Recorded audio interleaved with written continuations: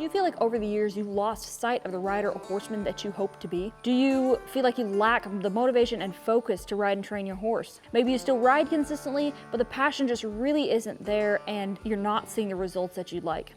If any of these applies to you, I want to give you some insight into why this happens to so many horse people and how you can conquer your apathy and get back on track with your dreams. It's so easy to slip into a rut where we lack direction and inspiration. And while there are many reasons this can happen, one of the big ones I see so often is a lack of focused energy. Look at any area of life and you'll notice that the most disengaged and dissatisfied people are the ones without a challenge in front of them. It's strange how struggle can make us feel alive and motivated, yet so many of us avoid it at all costs because it sounds too uncomfortable. Today, I want to challenge you to dig deeper. Ask yourself what your dreams are, write them down in detail, and this will help you find your why and get motivated again on your journey as a horseman or horsewoman. As a full-time trainer, I work with hundreds and hundreds of horses. Many times, you're working on the same things over and over again with every new horse that comes into the barn. In the beginning of your journey, there's so many things that challenge you, that surprise you, that make you question what you're doing and seek out deeper answers. But as time goes on and your experience grows, so many things become second nature and the challenge is eliminated. I believe this is why a lot of trainers face burnout. It can become as monotonous as any other job out there. Then stack on top of that the pressure to deliver results that also fulfill the client's hopes and dreams. At this stage, it doesn't take long for things to become mechanical. Relationships take a toll. The horses might not be as happy because the trainer's no longer working as hard to connect with them, so on and so forth. I've seen it happen way too many times. And when the day came that I woke up and felt little to no desire or drive to show up to work, I realized it was sneaking up on me too, and it was time for a change. So today I'm going to share with you my #1 secret for growth, and that is always have a bigger goal. It's got to be one that guides you out of your comfort zone and forces you to learn new things. And if it doesn't scare you a little bit, it's not big enough. So why are goals so important? Well, they give us a vision for who we will be or where we will be in the future. And once we know what that looks like, we can begin to dissect that dream and figure out what we need to do in order to get there. Anything that's a priority to me, I set goals for, and having that vision premeditated will give me my why when the going gets tough or I lack motivation, okay? A lot of times people think that we have to have motivation to go do something, and it's not the motivation that gets you through, it's the discipline. And what allows us to have discipline is often knowing where we're going and that there's an end goal in sight. So discipline is very important in this case. We talk about motivation a lot, but you have to have the discipline to stay motivated even when you don't feel like it. So I'm going to share with you guys a short story on how that really played out for me as a teen while I was training Mustangs.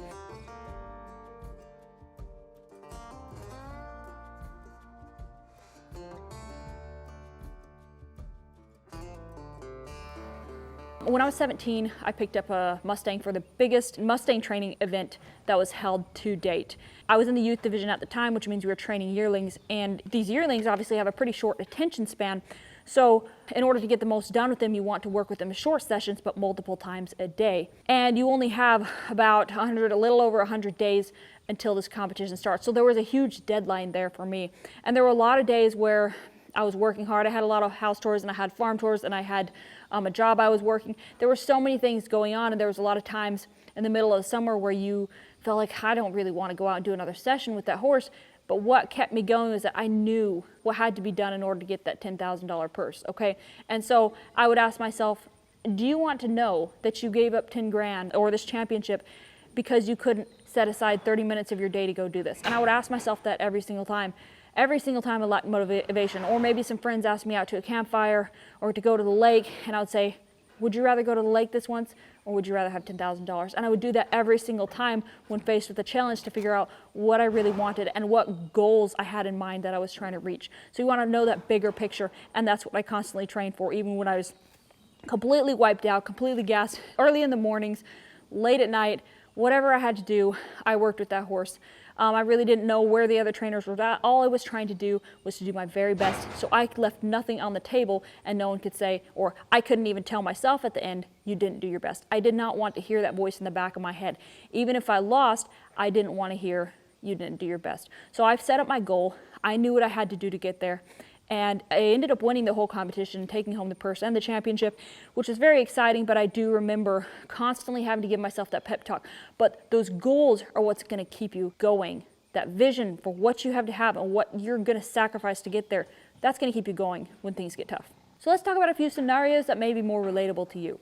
Maybe you're competitive in the ranch classes at your local shows, but you feel like you kind of become stagnant in your training and you're not making much progress lately. You still feel intimidated to branch out, yet you're not happy with where you're at right now and you want to grow. Set a goal to compete at a world show next year. Pick one. I don't care if it's ARHA, AQHA, APHA, etc. Just pick one and go for it. It's not as scary as you might think it is. I remember when I first started showing and stuff and branching out to some of the bigger shows, I just wrapping my head around the idea of competing at a world show was just so much. And then you start doing it and you realize, hey, this is doable. I can do this. I'm capable. And the thing is, you always walk away with more experience, which is a total win, regardless of how things actually play out. And also walking through that process gives you the confidence that next time I'm going to go back, I already know the process. All I have to do is train harder, maybe perfect a few maneuvers and stuff, but the idea of actually showing up is no longer such a big hurdle. So I would say commit to that, pick your show out, and start training for that. And then I want you to ask yourself, what do you need to do in order to get that done? What do the horses look like? What maneuvers do you need to master in order to put together a winning run? And who do you need to connect with in order to help you get there? These questions will help you to figure out what you're lacking, and therefore you can begin to take the small steps toward the goals that will stack up in order to achieve your objective. Maybe you've always dreamed of taking your horse fox hunting, but season after season goes by and you never do it because you always know you're not quite ready. Your horse is a little spooky, you don't know how he'll behave in a group, and you're not quite confident enough in your riding that you could control him if things started to get a little wild. First things first, take the leap. Find your nearest hunt club and pick a date you're going to ride. I really need you to commit. What fears do you or your horse need to overcome in order to take that leap? Maybe the first step is to simply ride outside the arena in an open field. Then you begin to add some obstacles, and as time goes on, you venture out further and faster as your confidence grows. You want to keep stretching that comfort zone until you feel confident in these new places, and before you know it, you're going to be ready to take that hunt trip. But the most important step of this process is the commitment from the start, so you know the deadline that you have approaching, and you can slowly chip away toward that. So even though you have fears about these next steps you're going to take, you're also going to be fired up about the progress you're making. I'm telling you, it ignites something in you that really gives you the passion to go keep trying new things. And the more little successes you have, the more that builds your confidence and your horse's confidence. And it really just gives you so much more joy out of your regular rides than if you were to stay stagnant and continue riding the arena and letting your fears control the way you kind of live your life or ride your horse. Deadlines are your friend. If you're anything like me, they are downright magical. I get so much done when the pressure is on, and there's no better feeling than that healthy stress of working hard right down to the wire, giving it your very best, and still being a little intimidated that it might not be enough. Let me ask you this. How many of us are bad at keeping our house in tip-top shape? Yet whenever we hear that a friend is dropping by unexpectedly, somehow we're able to whip it into shape in record time, finding the focus and the energy we need to do the things that we thought we had no time to before. The same applies for all of these concepts, okay? Put yourself on the timeline and you're gonna see results. Here's another example. Maybe your horse doesn't trailer load. You both have a lot of anxiety about it. It's a big problem, and you're always worried in the back of your mind that if you were invited on an impromptu trail ride, or, God forbid, you had an unexpected emergency trip to the vet, that you would not be able to get there because your horse refuses to load. You know how much you need to fix it, yet day after day goes by and you keep avoiding the issue because there's always tomorrow. Call up a few friends, schedule a trail ride for next month, and you'll be surprised how quickly you find the dedication to chip away at problems when there's a deadline approaching. You'll find time to watch videos that you put off watching, or maybe you'll schedule for a reputable trainer to come out and walk you through the process. Goals and deadlines are incredibly effective at keeping us focused and motivated. I don't care how big or small the problem is, usually we can find the motivation to fix it if we know where we're going and what has to happen in order for us to get there. And if you're feeling defeated because you're too far behind or the process will take too long, I want to leave you with a quote that kept me fired up and going since I was about 14. Someone once told me, the time will pass anyway, so you might as well use it to get something that you want.